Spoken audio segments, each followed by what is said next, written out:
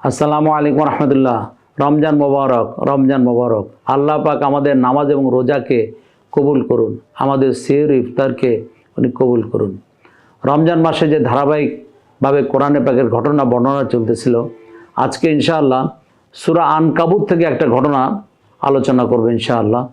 এবং এই ঘটনা ছিল লূত আলাইহিস সালামকে নিয়ে, এবং কওমে লূত আলাইহিস সালামের সাথে যে ব্যবহার করেছিল তার একটা নমুনা এখানে ভেসে উঠবে। লূত আলাইহিস সালামের কওমের একটা অভ্যাস ছিল যে পুরুষে পুরুষে মিলিত হওয়া, যা পৃথিবীর অন্য কোনো জাতির মধ্যে ছিল না। এবং আল্লাহ পাক এইটা অত্যন্ত অপছন্দ করতেন, এবং লূত আলাইহিস সালামকে দিয়ে আল্লাহ পাক তাদেরকে এই খারাপ অভ্যাস থেকে, বদ অভ্যাস থেকে পরিত্যাগ করার জন্য দাওয়াত দেওয়া শুরু করলেন। কিন্তু তার কওম শুনল না। একদিন এমন হলো যে কিছু ফেরেশতা লূত আলাইহিস সালামের ঘরে আসলো বালক রূপে, এবং লূত আলাইহিস সালামের স্ত্রী এই খবর ওই বাইরের উচ্ছৃঙ্খল যুবকদের, যারা পুং মৈথানে তারা অভ্যস্ত ছিল, তাদেরকে খবর দিয়ে আসলো যে আমাদের ঘরে মেহমান আসছে। তো তখন তারা কি করলো, তারা ঘরের চারিদিকে ছোটাছুটি করতে লাগলো যে তাদের অত্যন্ত আনন্দদায়ক বস্তু তাদের হাতের কাছে এসে গেছে। এবং লূত আলাইহিস সালাম মমতা নিয়ে তাদেরকে বোঝানো শুরু করলো, তোমরা তোমাদের স্ত্রীদের কাছে যাও, আমাদের কন্যাকে গ্রহণ করো, কিন্তু তোমরা আমার মেহমানের সাথে কুমু করো না। কিন্তু হায়নার দল কথা শুনলো না। সন্ধ্যার পরে তারা টুপকে টুপকে আসতে লাগলো, এবং যখন লূত আলাইহিস সালাম অত্যন্ত বিমোহিত হলেন, অত্যন্ত অসহায় হয়ে গেলেন, তখন ওই ফেরেশতারা বলল যে আমরা মানুষ নয়, আমরা ফেরেশতা, আপনি কোনো চিন্তা করবেন না। তো যখন মানুষ এরকম ছুটে ছুটে তাদের ঘরে যখন ঢুকতেছিল যুবক ছেলেরা, উচ্ছৃঙ্খল লোকেরা, তখন ওই ফেরেশতারা তাদের এমন একটা হাত চালাই দিল যে সবাই অন্ধ হয়ে গেল এবং দিক বিদিক ছুটতে লাগলো। এই ঘটনা কোরআন পাকের মধ্যে বর্ণনা করা আছে। এবং যখন এই ঘটনা ঘটলো, তখন যখন আযাব এসে গেল, তখন আল্লাহ পাক হুকুম করলেন লূত আলাইহিস সালামকে ওই এলাকা ছেড়ে চলে যেতে।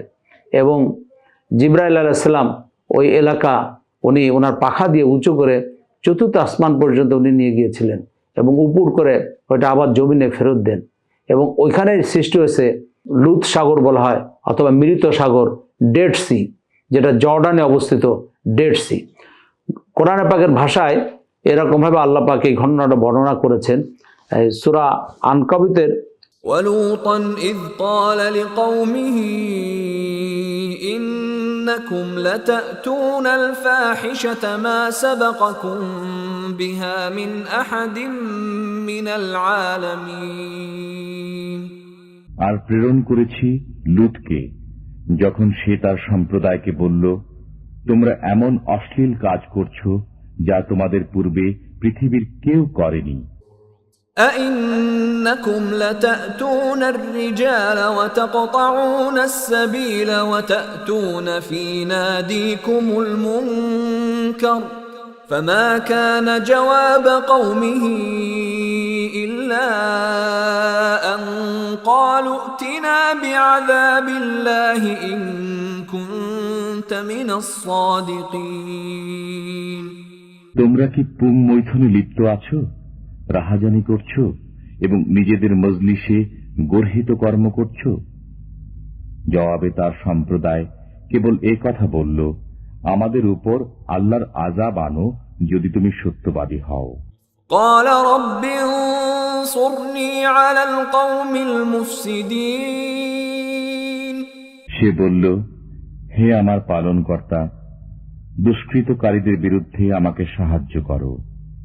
ولما جاءت رسلنا إبراهيم بالبشرى قالوا إنا مهلكو أهل هذه القرية إن أهلها كانوا ظالمين। যখন আমার প্রেরিত ফেরেশতাগণ সুসংবাদ নিয়ে ইব্রাহিমের কাছে আগমন করল, তখন তারা বলল, আমরা এই জনপদের অধিবাসীদেরকে ধ্বংস করব, নিশ্চয়ই এর অধিবাসীরা জালিম।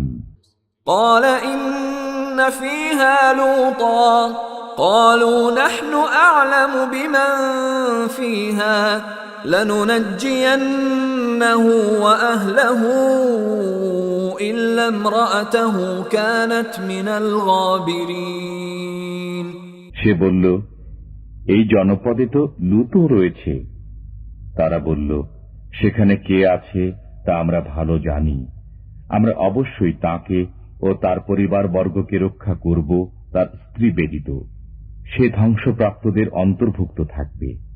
ولما أن جاءت رسلنا لوطا سيء بهم وضاق بهم ذرعا وقالوا لا تخف ولا تحزن إنا منجوك وأهلك إلا امرأتك كانت من الغابرين যখন আমার প্রেরিত ফেরেশতাগণ লূতের কাছে আগমন করল, তখন তাদের কারণে সে বিষণ্ণ হয়ে পড়ল এবং তার মন সংকীর্ণ হয়ে গেল। তারা বলল, ভয় করবেন না এবং দুঃখ করবেন না, আমরা আপনাকে ও আপনার পরিবার বর্গকে রক্ষা করবই, আপনার স্ত্রী ব্যতীত।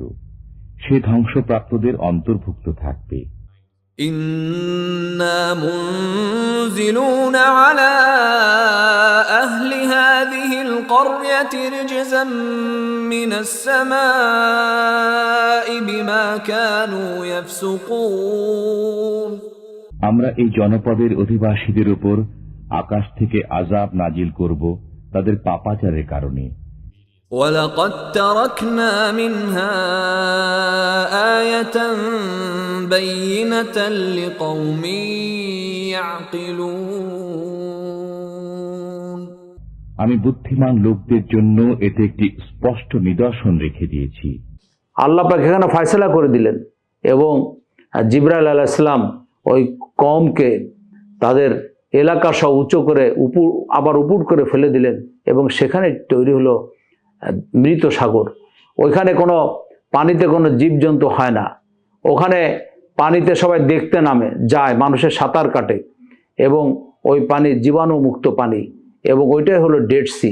আল্লাহ পাক কোরআনে পাকের মধ্যে অন্য জায়গায় বলেছেন, যাও ঘুরে দেখো, বিচরণ করো আমার জমিনে, বিরুদ্ধচারীদের সাথে আমি কি ব্যবহার করেছি।